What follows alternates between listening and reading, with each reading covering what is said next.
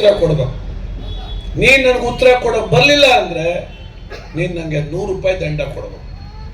ಆಮೇಲೆ ನೀನು ನನಗೆ ಪ್ರಶ್ನೆ ಕೇಳು, ನಾನು ನಿಂಗೆ ಉತ್ತರ ಕೊಡ್ತೀನಿ.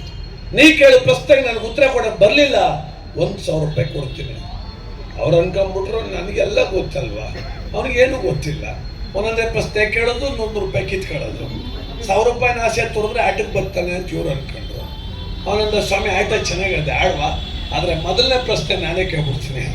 ಕೇಳು ಸ್ವಾಮಿ, 20 ತಲೆ 40 ಕೈ 60 ಕಾಲು ಯಾವ ಪ್ರಾಣಿಗದೆ ಅಂತ. ಪ್ರೊಫೆಸರ್ಗೆ ಲಕ್ಕ ಹೊಡೆದಂಗೆ ಆಗ್ಬಿಡ್ತು. ಅದು ಏನ ಅಂದ್ರು. ಅದು 20 ತಲೆ 40 ಕೈ 60 ಕಾಲು ಯಾವ ಪ್ರಾಣಿಗದೆ. ಇದನ್ನು ಹಿಂಗೆ ಕೇಳ್ಬಿಟ್ಟೆ. ನಾನು ಹೆಂಗೋ ಕೇಳ್ತೀನಿ, ಹೇಳಪ್ಪ. 10 ನಿಮಿಷ ಟೈಮ್ ಕೊಡು. ಆಯ್ತು ತಗೋ, ಚನ್ನಪಟ್ಟಣಕ್ಕೆ ಹೋಗ ಅಂತ ಹೇಳುವಂಥ ಹೊರಗೆ ಮನೆ ಕಡೆ ಬಿಟ್ಟ. ಒಂದು ಮೊಬೈಲ್ ತಗೊಂಡು ಯೂಟ್ಯೂಬು ಗೂಗಲ್ ಎಲ್ಲ ಹುಡುಕ್ತಾನೆ ಸಿಗ್ತಾರೆ. ಕೊನೆಗೆ ಬಂದೆ, ರಿಸರ್ಚ್ ಮಾಡ್ಬಿಟ್ಟು ಅಂತ ಹೋಗಿ ವಾಶ್ರೂಮ್ಗೆ ಹೋಗ್ಬಿಟ್ಟು ಅಲ್ಲಿಂದ ಫ್ರೆಂಡ್ ಒಬ್ಬ ಇದ್ದೆ, ಇವ್ನಿಗಿಂತ ಜಾಸ್ತಿ ಓದ್ಬಿಟ್ಟು ಚೆನ್ನೈ. ಅವನಿಗೆ ಫೋನ್ ಮಾಡ್ದ, ಅಲೋ ಏನೋ ಅಂದ. 20 ತಲೆ 40 ಕೈ ಯಾರಿಗದೆ ಅಂದ. ಇರೋದೊಂದು ತಲೆಯ ಕೆಟ್ಟೋಗದೆ ಮಡುಗು, ಇಷ್ಟೊತ್ತಿಗೆ ಯಾಕೆ ಫೋನ್ ಮಾಡಿದ್ದೆ ಅಂತ ಬಂದು ಕೂತ್ಕೊಂಡು ಪ್ರೊಫೆಸರ್ ಮಾತಿಲ್ಲ ಕತೆ ಇಲ್ಲ. ಇವನು ಹೇಳಿ ಸ್ವಾಮಿ ಅಂತಾನೆ ಅವ್ನು ಆ ಕಡೆ ತಿರ್ಕ ಕೂತ್ಬಿಟ್ಟ. ಯಾಕೆ ಗೊತ್ತಿಲ್ಲ ಕೂತ್ಗಳ, ಹಂಗೆಲ್ಲ ಇಲ್ಲ. ನೀವು ಹೇಳಿರೋದೇನು, ನಾ ಕೇಳೋ ಪ್ರಶ್ನೆ ನಿಮ್ಗೆ ಉತ್ತರ ಕೊಡೋಕೆ ಬರಲಿಲ್ಲ ಅಂದ್ರೆ 1,000 ಕೊಡ್ತೀನಿ ಅಂತ. ಕೊಟ್ಬಿಡಿ ಈಗ ತಗೋ ಅಂತ ಎಣಿಸ್ಕೊಟ್ರು. ಪ್ರೊಫೆಸರ್ ಅಂದರು, ನಾನು ಕೇಳ್ತೀನಿ ಇವಾಗ ಕೇಳಿ ಅಂದ. ಅದೇ ಪ್ರಶ್ನೆ 20 ತಲೆ 40 ಕೈ 60 ಕಾಲು ಯಾವ ಪ್ರಾಣಿಗದೆ ಅಂದರು. ನನಗೂ ಗೊತ್ತಿಲ್ಲಕ್ಕಂತ 100 ರೂಪಾಯಿ ಸ್ವಾಮಿ ಇನ್ನೊಂದು ಕೇಳನೆ ಅಂದ. ನಿನ್ನ ಅಮ್ಮ ಹೆಸರು ಬೇಕಾದ್ರೆ ನನ್ನ ಸೀಟೆಲ್ಲ ಕೂತ್ಕೊಂಡು ನಿಂತ್ಕೊಂಡ್ಬಿಡ್ತೀನಿ ಅಂತ. ಹತ್ತಿರವಿದ್ದು ದೂರ ನಿಲ್ಲುವೆವು ನಮ್ಮ ಅಹಮ್ಮಿನ ಕೋಟೆಯಲ್ಲಿ. ಎಷ್ಟು ಕಷ್ಟವೋ ಹೊಂದಿಕೆ ಎಂಬುದು 4 ದಿನದ ಬದುಕಿನಲ್ಲಿ. ಸ್ಟೇಜ್ ಮೇಲೆ ಕುಂತು ಆಡ್ಬಿಟ್ರೆ ಆಯ್ತು. ವೇದಿಕೆ ಹಾಕೋರೊಬ್ರು ಬೇಡವಾ, ಆ ಲೈಟ್ ಕಟ್ಟೋರೊಬ್ರು ಬೇಡವಾ, ಹಾಗೆ ಮುಂದೆ ಕುಂತು ನಗು ಅಂತ ನಿಮ್ಮಂತ ಒಳ್ಳೆ ಮನಸ್ಸಿರೋರು ಬೇಡವಾ.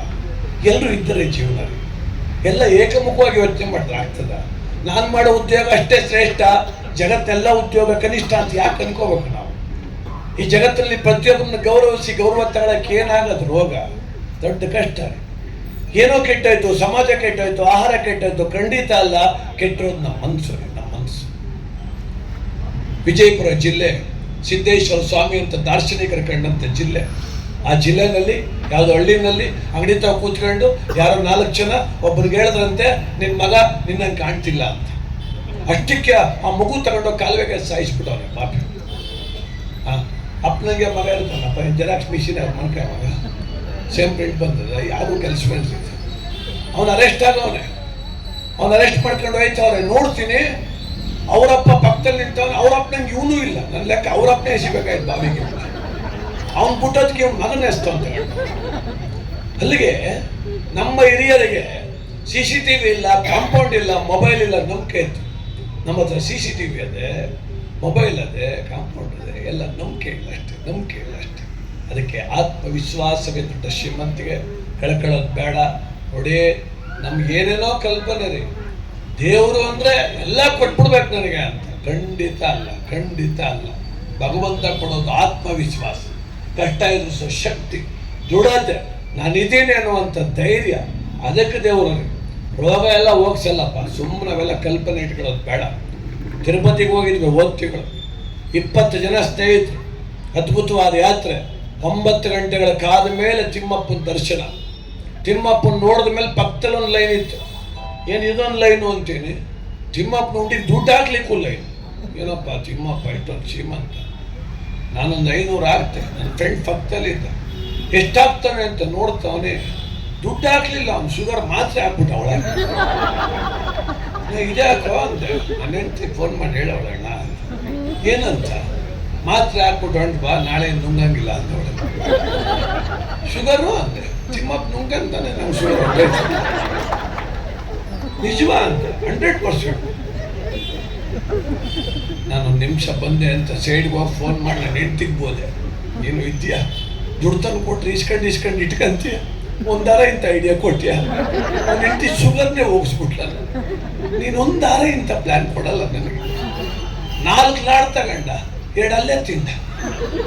ಅದೇ ನೀನು ಶುಗರ್ ಅಲ್ವೇನೋ ಅಂದೆ. ಶುಗರ್ ಹೋಗಿ ಅರ್ಧ ಗಂಟೆ ಆಯ್ತಲ್ಲ. ಓ ಏನ್ ಧೈರ್ಯ ಅವನಿಗೆ. ಅನ್ನ ತಿಂತಾನೆ ಗಾಳ ತಿಂದಂಗೆ ತಿಂತಾನೆ. ಏನು ಇಷ್ಟೊಂದು ಅನ್ನ ತಿಂತೀನಿ. ಶುಗರ್ ಬೆಳಿಗ್ಗೆ ನಾವು ಒಯ್ತಲ್ಲ, ನೀನ್ ಯಾಕಣ ನನ್ನ ತಲೆ ಕೆಡಿಸ.